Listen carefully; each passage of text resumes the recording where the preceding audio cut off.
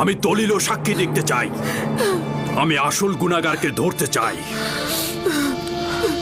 আমার না আছে গুনাহ না করার কোনো দলিল, আর না আছে কোনো সেবিকা যে আমার পক্ষে সাক্ষ্য দেবে। সুতরাং তুমি দণ্ডিত, এর শাস্তি অবশ্যই পাবে। আমি এর জন্য প্রস্তুত রয়েছি জনাবে মালিক। তবে হাকিকত হচ্ছে সে আমাকে তলব করেছে এবং মিলনের ইচ্ছা পোষণ করেছে, আর এটা প্রমাণ করতে আমার নিজস্ব খোদা ব্যতীত আর কোনো সাক্ষী নেই। তুমি জুলেখার নির্জনতার সুযোগে প্রবেশ করেছ। করিমামা সাক্ষী রয়েছে। সকলেই জানে বানু জুলেখা অপরাধী, কিন্তু তার বিরুদ্ধে সাক্ষ্য দেওয়ার সাহস নেই কার। তোমার সাক্ষীকে হাজির করো এবং সাক্ষ্য দিতে বলো। খোদা ব্যতীত আমার তো আর কোনো সাক্ষী নেই। যদি আমাকে একাকে ছেড়ে দেন তো